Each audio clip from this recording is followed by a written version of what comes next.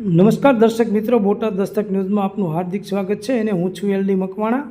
આપ જોઈ રહ્યા છો બોટાદ દસ્તક ન્યૂઝ. હવે પછીના સમાચાર વિગતવાર આપ જોઈ રહ્યા છો તો સાળંગપુર રોડથી ખસરોડ એટલે કે મિલિટરી 4 રસ્તા સુધીનું ડિમોલેશનની કામગીરી ચાલી રહી છે. તેમાં પ્રથમ એક વોશિંગ ઘાટ પાડ્યો, એક શિવનું મંદિર પાડ્યું અને શિવલિંગ પાડી, ત્યારબાદ જે હનુમાન દાદાનું મંદિર છે, ઓટો છે, એમની ખાંભીઓ છે અનુસૂચિત જાતિ સમાજની, એ પાડવા માટે ગયા. તો ખરેખર ડિમોલેશન આપ જોઈ રહ્યા છો, આ ખાંભીઓ છે અને હનુમાનજીનો ઓટો છે અને આ બધું નગરપાલિકાને નડે છે, સરકારને નડે છે. જ્યારે બોટાદનો જે અંડરબ્રિજ બન્યો, અંડરબ્રિજ 2015થી ચાલુ કરીને એ 17માં પૂરો કરવાનો હતો, એની બદલીમાં છેક 22માં પૂરો થયો, છતાં પણ એને કોઈ ડિટેન્શન નહીં, કોઈ ડેમરેજ નહીં, કોઈ દંડ નહીં, કોઈ વસ્તુ નહીં. અને ત્યારબાદ આજની તારીખે પણ આ અંડરબ્રિજનો જે સર્વિસ રોડ અનુસૂચિત જાતિ સમાજ વિસ્તારનો, જે અનુસૂચિત જાતિ સમાજ વિસ્તારની સાઈડમાં જે આવ્યો સર્વિસ રોડ, એ આજની તારીખ પણ એમ નામ જ પડ્યો છે, જેસે થે એમ નામ કચરા પેટી પડી છે. કોઈ પણ જાતની કામગીરી નહીં. નગરપાલિકાને કહીએ તો એમ કે R&Bનું છે, R&Bને કહીએ તો એમ કે અમે નગરપાલિકાને સોંપી દીધું છે. તો આ ખરેખર શું વાત છે? આ સરકારમાં અનુસૂચિત જાતિ વિસ્તારમાં સારું કામ કરવું હોય તો એમને શું તકલીફ થાય છે? અનુસૂચિત જાતિ સમાજનો જે નુકસાન કરવું હોય એમાં આ સરકાર પ્રથમ નંબરે છે એવું લાગી રહ્યું છે.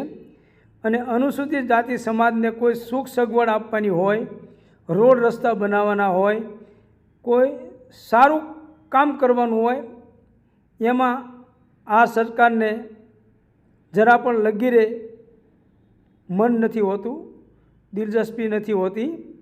તો ખરેખર આ સરકાર અનુસૂચિત જાતિ વિરોધની છે એવું લોકો કહી રહ્યા છે. કારણ કે અનુસૂચિત જાતિ વિસ્તારના જે કંઈ સાધનો હોય એ સાધનોમાં આ સરકાર એ સાધનોને નુકસાન કરવા જાય છે, એ સાધનો પાડી દેવા માટે જાય છે. તો ખરેખર આ અંડરબ્રિજનો જે સર્વિસ રોડ છે એનું દબાણ ક્યારે હટશે અને એ દબાણ ક્યારે હટશે ને એ રોડ ક્યારે થશે? અને ખાસ કરીને એક બાજુ તો આ સર્વિસ રોડમાં સરકારી હોસ્પિટલ આવે છે, યાની કે સોનાવાલા હોસ્પિટલ આવે છે. આ સોનાવાલા હોસ્પિટલમાં દર્દીઓને લઈને જતા હોય, કોઈ બેન ડિલિવરી માટે લઈને જતા હોય તો એને જે ખાડામાં થઈને જવું પડે છે એમ્બ્યુલન્સને, તો એ કેટલું દુઃખદ કહી શકાય. અને એ દર્દ એ બહેન જ સહન કરતી હોય. આ લોકોને તો શું, સરકારને શું તકલીફ? જે દર્દ જેને સહન કરવું છે એમ્બ્યુલન્સમાં, એને તકલીફ થતી હોય ને, એવું આ સરકારને કોઈ જાતનું ધ્યાન જ નથી. તો ખરેખર સરકારને ધ્યાન નથી, સરકારના અધિકારીઓને ધ્યાન નથી. સરકારને તો બધું સારું દેખાડવું છે ને અધિકારીઓને એ સારું દેખાડી અને સરકારને વાલા થવાનું છે કે અમે જો કેટલું સારું બનાવ્યું. પણ આ સર્વિસ રોડ, આ જે હોસ્પિટલ જતા બહેનો રસ્તામાં હેરાન થાય છે, એ સર્વિસ રોડમાં મોટા મોટા ખાળિયા, મોટા મોટા ફૂટના ખાડા છે, એ અધિકારીઓને નથી દેખાતા. કારણ કે અધિકારીઓને આંખો નથી, કાન નથી, એવું લાગી રહ્યું છે. તો હવે આ સર્વિસ રોડ ક્યારે થશે એ લોકો કહી રહ્યા છે, અને અધિકારીઓને સહેજ પણ શરમ જેવું નથી કે એમને એવું નથી કે લોકો અમારી ટીકા કરતા હોય, કારણ કે એમની ટીકા કરતા હોય એ એમને વધુ ગમે છે, કારણ કે એમની ટીકા થતી હોય તો એનો મતલબ એવો કે સરકારને વાલા થયા. જેટલી એમની ટીકા થાય એટલા સરકારને એ વાલા થતા લાગે. આવી પરિસ્થિતિમાં આ બોટાદ અત્યારે જીવી રહ્યું છે, કારણ કે અંધેરી નગરી અને ગંડુ રાજા એવી પરિસ્થિતિ અત્યારે હાલ છે. આ તમે જોઈ શકો છો. આમાં નિયમ મુજબ જે આવતું હોય એમાં તો આપણને ખ્યાલ નથી, પણ તમે જોઈ શકો છો કે અહીંયા જાણે હેલિકોપ્ટર ઉતારવાના હોય કે વિમાન ઉતારવાના હોય, વિમાનનો એરોડ્રામ બનાવવાનું હોય, એટલો પહોળો આ રોડ બનાવવાનો હોય. એવી પરિસ્થિતિ આ ખેડૂતોની પણ છે. તમે જોઈ શકો છો કે આ રોડ કેટલો હવે પહોળો કરવાનો છે. આટલો તો હેલિકોપ્ટર અને વિમાન માટે પણ નથી હોતો, એવી પરિસ્થિતિ છે. અને આ અધિકારીઓને અને સરકારને લોકોને રંજાડવા કેમ, એ એક મુદ્દાનો એમનો કાર્યક્રમ છે કે લોકોને રંજાડવા, લોકોને હેરાન કરવા, આ જ એમનો એક મુદ્દાનો કાર્યક્રમ હોય છે.